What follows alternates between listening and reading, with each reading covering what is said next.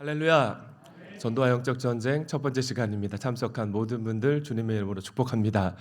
영적 전쟁에서 승리하는 길이라는 제목으로 은혜 나누려고 합니다. 우리가 예수님을 영접하고 그리스도인이 된 바로 그 순간부터 영적 전쟁이 시작됩니다.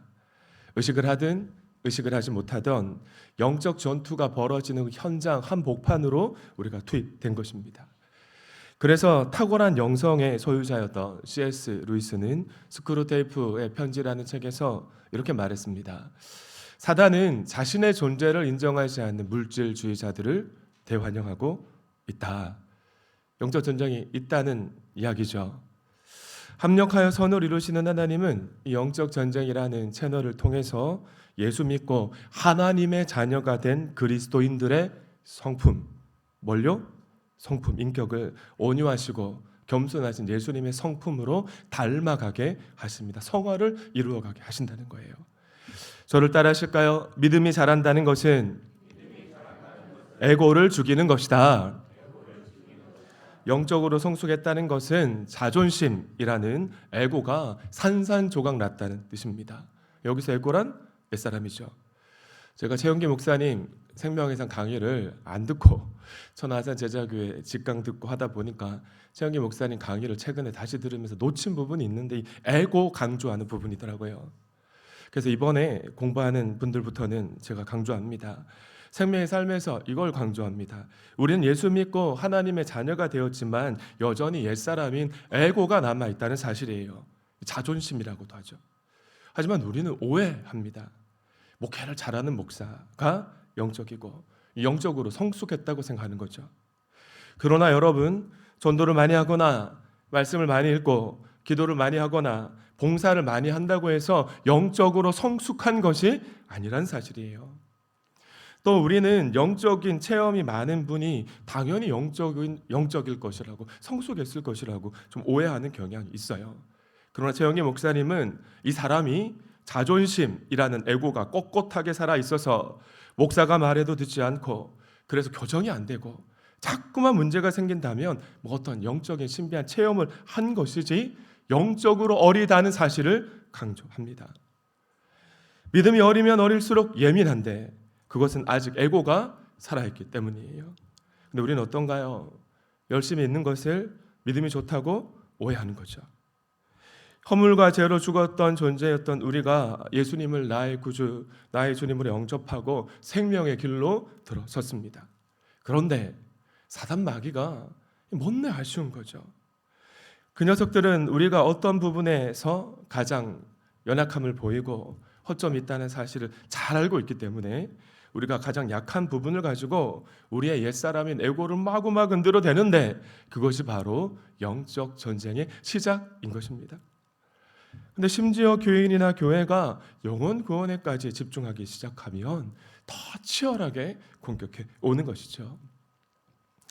과거 교회를 섬길 때 전도 폭발 훈련을 하는 중에 영적 전쟁에 대해 설명하는데 한 여자 집사님이 이렇게 말씀하시는 거예요. 부부싸움 형태로도 영적 전쟁이 많다. 관계 깨지면 막 사방이 흔들흔들 하기 때문에 사명을 감당할 수 없다는 얘기를 했더니, 목사님, 우리 부부는 부부싸움의 형태로는 영적 전쟁이 없어요, 이러시는 거예요. 제가 너무 놀라서 물었죠. 어떻게 그럴 수가 있냐고요. 그때 집사님이 하시는 말씀이, 저희 집 남편은 제가 아무리 싸우자고 달려들어도 상대 안 해줍니다. 상대를 안 해준대요. 저 귀엽게만 바라보니까 싸움이 안 된다는데 약 올라 죽겠답니다. 자, 그 얘기를 들으면서 저도 이미 예수님과 함께 옛사람, 이 에고가 죽었지만 자꾸만 부활해지고, 그럼 예민해지고, 그러다 보면 아무것도 아닌 일 가지고 자존심을 부리다가 아내에게 상처 주는 말 하면서 이 부부싸움 할 때가 있는데, 그래서 참 도전이 되었어요. 아내가 뭐 예민하게 혹 군다 할지라도 그런 차 없지만 내가 좀 상대 안 해주면 될 텐데 내가 더 똑같이 굴어서 가끔씩 영적 전쟁을 내가 경험하게 되는 것이 아닌가, 아내 상처 줄 때 있는 거 아닌가라는 생각을 한 적이 있었습니다.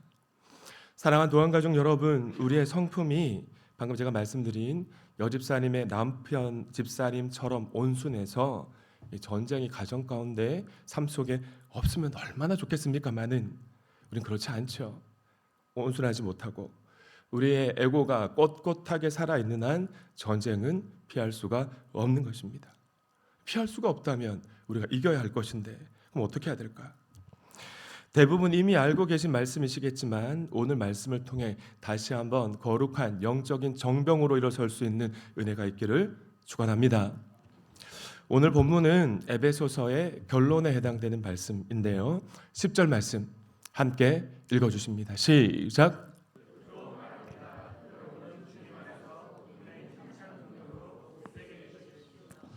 바울 사도는 이 결론 부분을 끝으로라는 말로 시작하고 있습니다. 바울 사도는 에베소서 전반부에서 하나님의 놀라운 구원의 은총, 그 은혜를 우리가 입었다, 그 구원의 은혜에 대해서 이야기했고요. 후반부에 들어서서는 하나님의 부르심에 응답한 그리스도인의 삶의 실천편, 어떻게 살아가야 되는지 구체적인 삶의 제하소에 대해 강조했었습니다. 그리고 이 모든 것을 마무리하는 시점에서 바울 사도가 끝으로라는 말로 의미심장한 말을 던지고 있는데요. 그리스도 안에서 그분의 힘찬 능력으로 굳세어져야 우리가 영적 전쟁에 승리할 수 있을 것인데 그럼 어떻게 해야 될까요? 첫 번째는 우리가 싸워야 할 대상을 바르게 이해해야 됩니다. 12절 말씀을 함께 읽어주실까요? 12절 말씀 시작.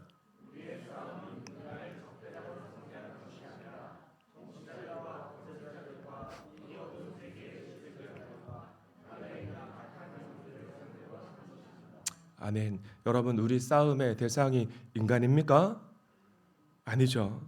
우리는 우리 싸움의 대상이 인간이 아니라 영물, 영적인 존재임을 인식해야 된다는 겁니다. 여기서 싸움이란 고대 헬라의 레슬링을 연상하면 될 것 같은데, 싸움할 때 서로 삿발을 탁 맞잡고 땀을 뻘뻘 흘리면서 한치의 긴장을 놓칠 수 없는 대치 상황 안에 있는 그 모습을 상상하시면 될 것 같아요. 조금만 방심하면 허점이 보이서 넘어질 수 있는. 계속해서 바울 사도는 우리의 대적이 통치자들과 권세자들과 이 어둠의 세계의 지배자들과 하늘에 있는 악한 영이라는 말씀을 합니다.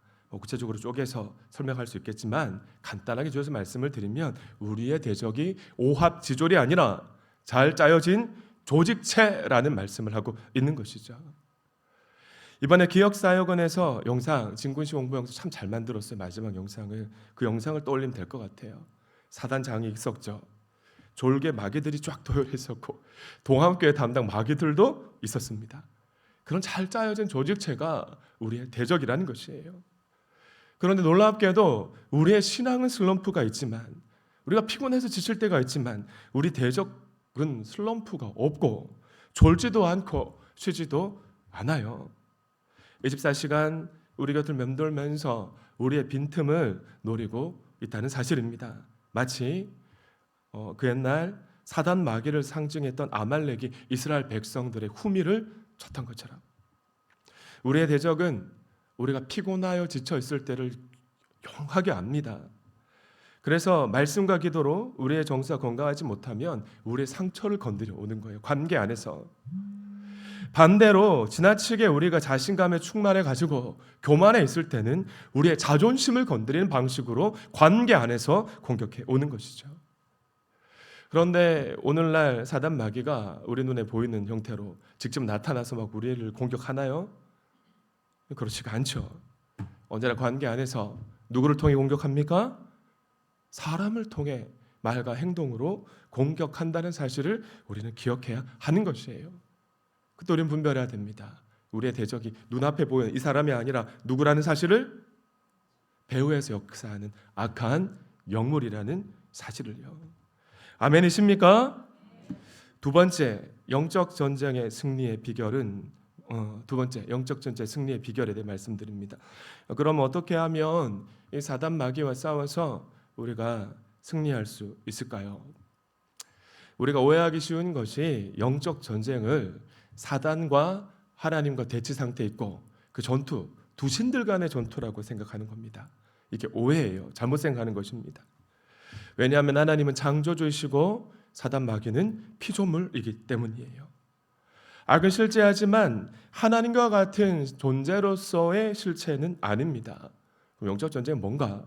우리 그리스도인들이 이 땅을 살아가는 동안 이 영물들과 하나님의 능력을 힘입고 싸우는 전투라는 사실입니다.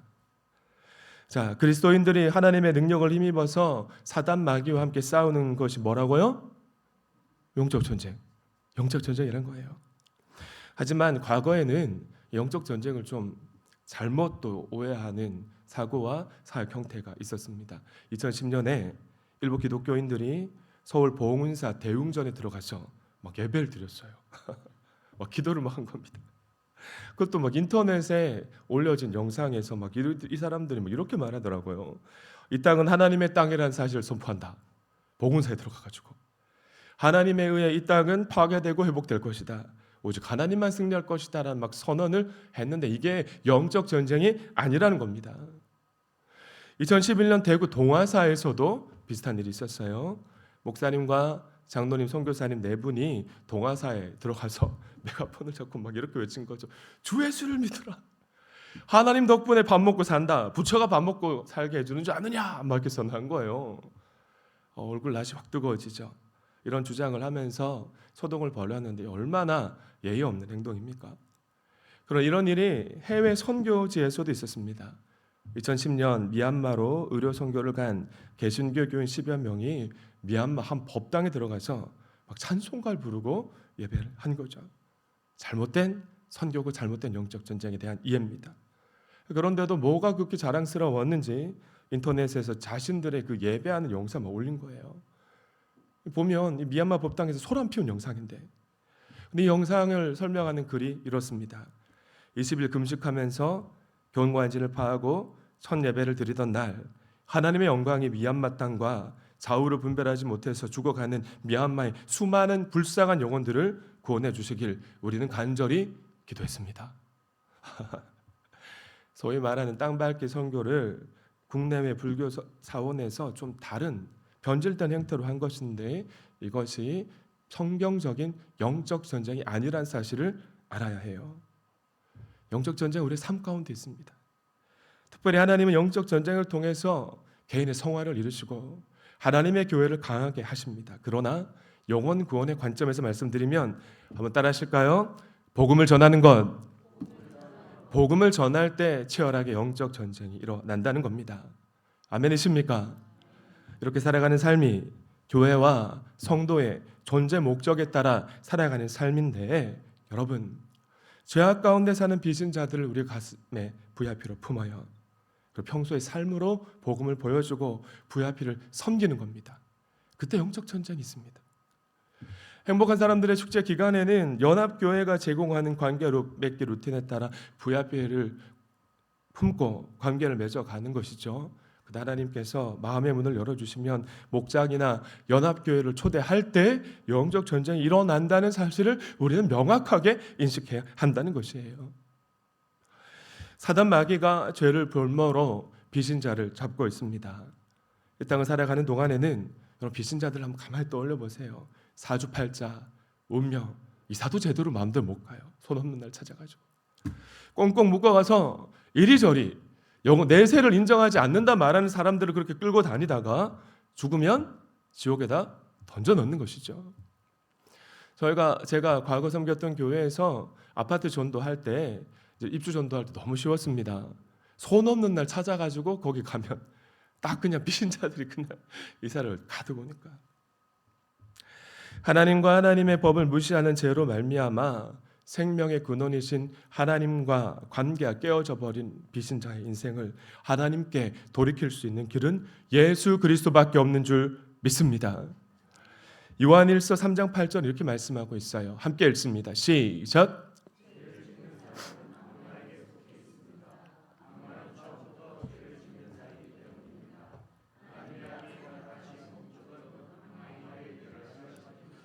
요한복음 1장 12절 말씀도 함께 읽어주십니다. 시작.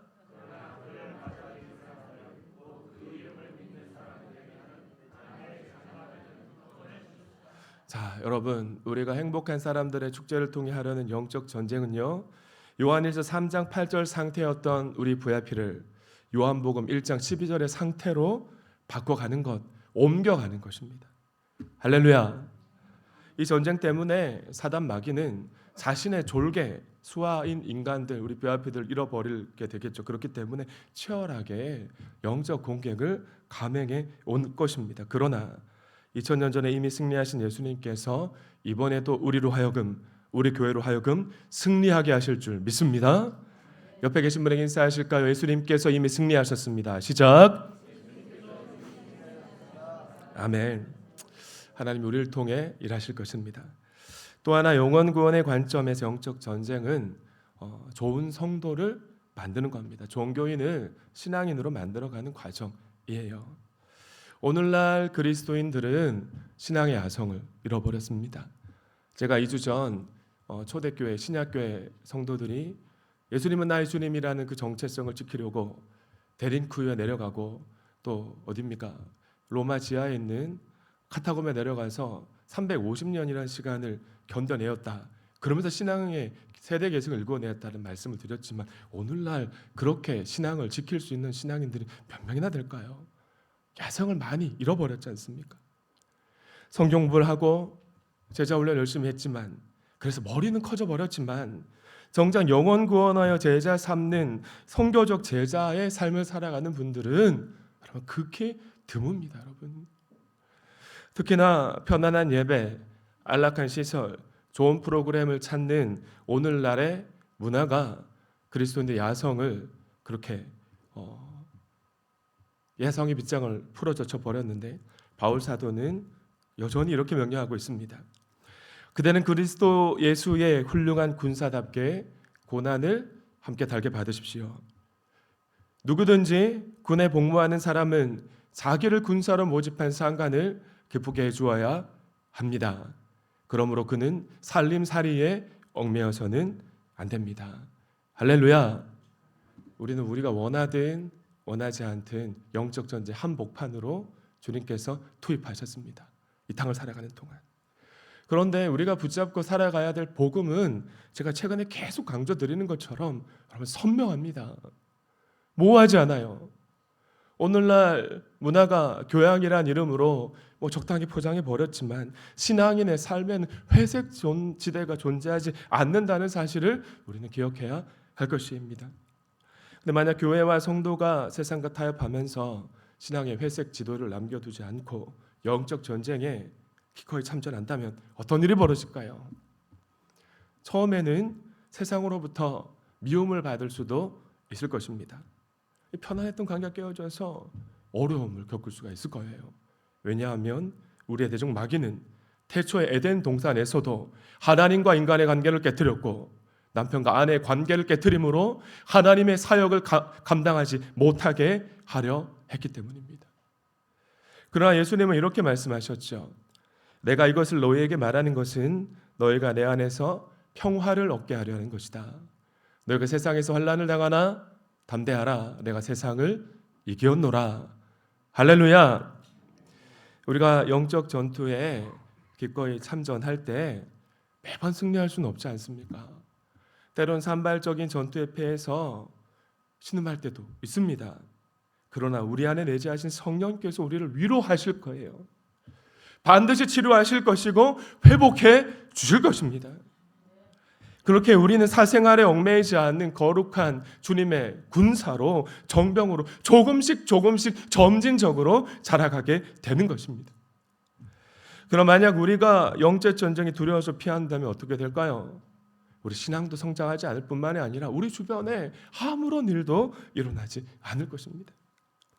그럼 영적 전쟁에서 승리할 수 있는 비결이란 무엇일까? 18절 말씀을 여러분 함께 읽어주십니다. 시작.